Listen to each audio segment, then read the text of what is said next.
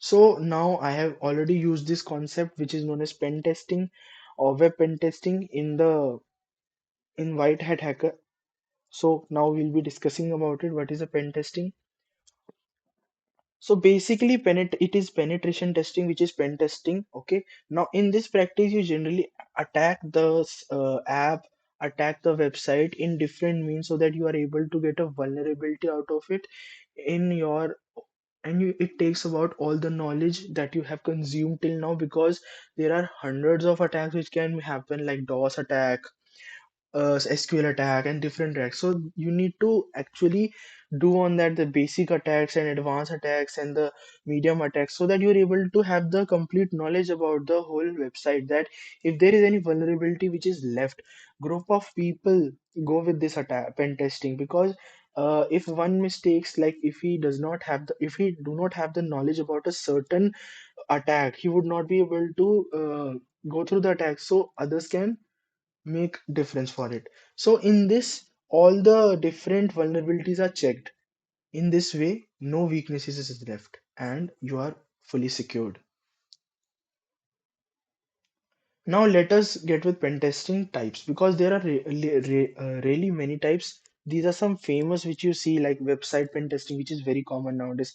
App pen testing is very common, but there is also cloud pen testing and blockchain pen testing. Because even though blockchain has security that everything will be fine and nobody can actually change it because of certain terms and conditions which are used in the blockchain technology, but there is one chance that it has some vulnerability left and it can be exploited. So pen testing is in everything. Any technology which happens to come in future or is present here, the pen testing is there always and forever. Now we'll be understanding about the guide to pen testing phases. So it also has some phases about it. Okay, now let us go with it.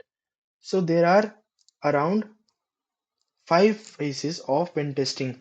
Pre-engagement is basically when there is people who have come for pen testing for a certain website. For example, we are taking for the website example. Okay, now let's start. So first they need to tell the client meeting. There should be a meeting about the engagements, about how the client needs, what's the vision of theirs, what effective penetration testing they actually want, what are the vulnerabilities they are thinking of it, so that the prime objective will be those vulnerability, but others will also be checked. Second is planning and recon. There should be certain planning should be done so that they have the information gathered through the scans and everything, so that they have the right approach for testing in it. Because if they're thinking that they have done 10 scans and 5 scans are showing something which actually is malicious, so they can go for it. After that, they have gaining access. In exploitation phase, ethical hackers aim to breach in security. So gaining access mean like the before one, you are actually exploiting a small vulnerability, making it big in such a way that you are having the access of it. So after gaining the access, unauthorized access, the step stimulates real world cyber threats for comprehensive system evaluation. So this is the thing. Now maintaining access. Maintaining access following is basically, maintaining access means you have the backdoor system. So if you are able to make a backdoor, it's very risky, because if someone enters and makes a backdoor, then you can if you have the idea that somebody did that, only then you can remove a backdoor from there. Else it would be a very simple way for enter and exit for a hacker to do so in your website. So it's very important to check that. After that, there is threat modeling and vulnerability identification, which is actually concerning, because of vulnerability identification access and ranks potential weakness, guiding to focus to the mitigating critical vulnerabilities in the system.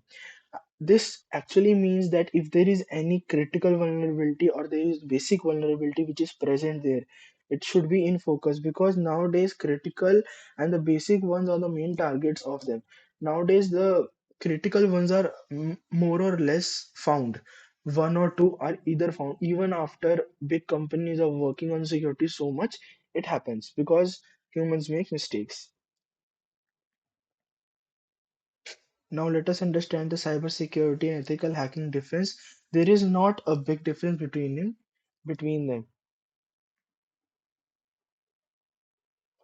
So the difference between cybersecurity and ethical hacking is that cybersecurity is a big form of a proper domain,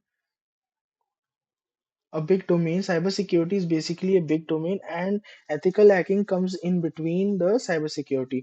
So cybersecurity is basically defensive, ethical hacking is said to be offensive. Cybersecurity is a big domain which consists of ethical hacking. Ethical hacking is just one thing, a part of cybersecurity. And cybersecurity has certain job roles also, like SOC analyst, web pen tester, or as a security analyst and other thing. But in ethical hacking, you do not have a domain named like a ethical hacker, or no job role is provided in India or outside India about a ethical hacker working as an ethical hacker, because there is no role for now. Okay, it does not go well with the companies. So this is about the difference between cybersecurity and ethical hacking. Now, a concept about social engineering is very important to know. So, what do you think about social engineering? Social engineering is basically when you are manipulating someone to give your information in certain ways. For example, a person is trying to have phishing attack with combination of a social engineering, because he'll trick you into giving you sensitive information like debit card details, PIN, or something. So social engineering basically manipulating a person to give out their sensitive information, or making them do certain tasks so that you are being profited from that. Now we'll be covering the session hijacking. So session hijacking means you are hijacking in between the person who is actually there working on the website.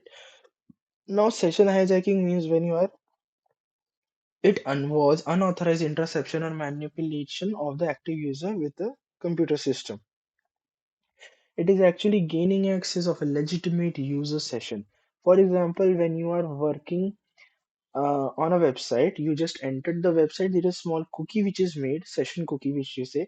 So session hijacking can only be done if the cookie is being released from there. They know the code of the cookie, so they can actually hijack the session you are in, and they can literally take over your account that easy.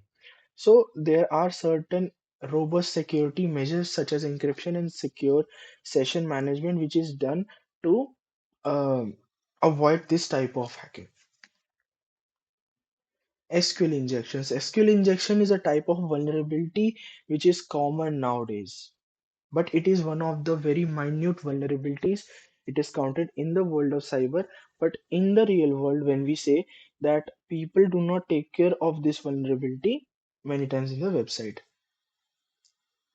So SQL injection is basically when you're injecting a certain kind of a code, a certain symbols and characters and numbers, and that adding it to a website so that you can have access to the database, you can change the database, you can manipulate the database, or have the access to the database so that you can do a malicious activity according to you. For example, black hat hackers use this for injection for manipulating the database in certain way that they have the access to the database, and then the database can be sold in the dark web and the black market. So this is the things which are done by hackers. Now we'll be understanding about the footprinting, which is very important to know because I have already told you about what is footprinting, but let us have a quick glance on it. So footprinting is basically gathering information about the target. For example, a person, not a person, a company or something. So we have known their subdomains name, network infrastructure, their ethical hacking, or using the reconnaissance to access potential vulnerabilities. And the main goal is to get access to the digital footprints they are on. You should know all the information about the company, all the different websites of theirs, all the different social media accounts and handles which they are currently operating, so that if there is anything you can get, you can get it and then work on it in certain way that you have the access to the things you actually require. There are two types of footprinting, which is active and passive. I will be giving about active and passive very short introduction about it, because it's have nothing to do much. Because okay, Now, active footprinting means that a network is scanning, they are checking it, but in this, you have a direct interaction with the target system. You are actually manipulating the guy, you are doing social engineering with the guy, so that the person is able to give the sensitive information about the company or something like that, so that you are able to. Basic motto is to extract valuable data by engaging with the person directly.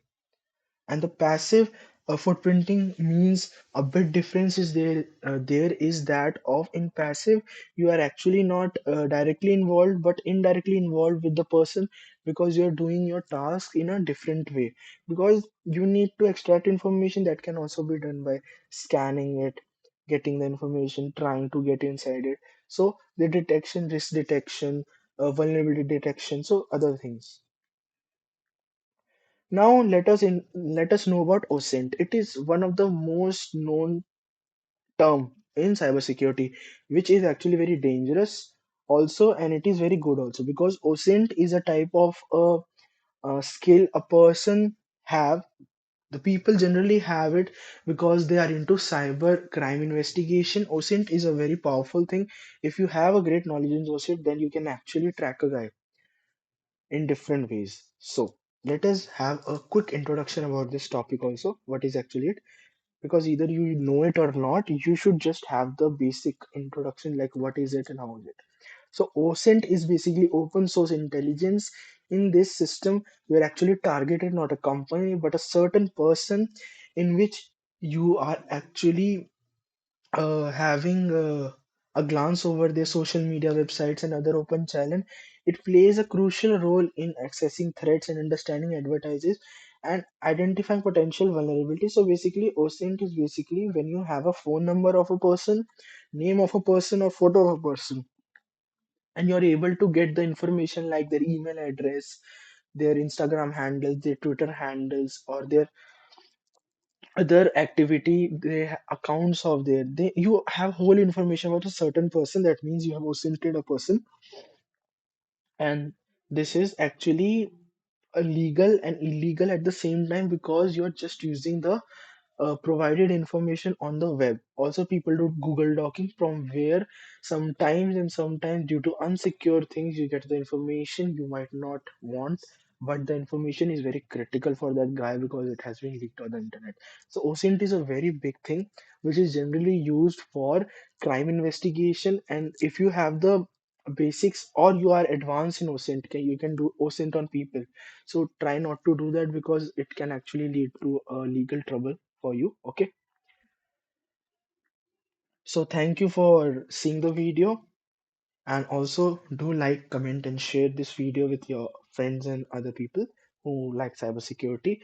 Also join our community via WhatsApp, and we are also giving training. Some of the parts are being released on YouTube, but other parts will be released soon. But if you want to actually have a glance over the uh, live training we are providing for free of cost, so you can join our WhatsApp. Thank you for seeing. Thank you for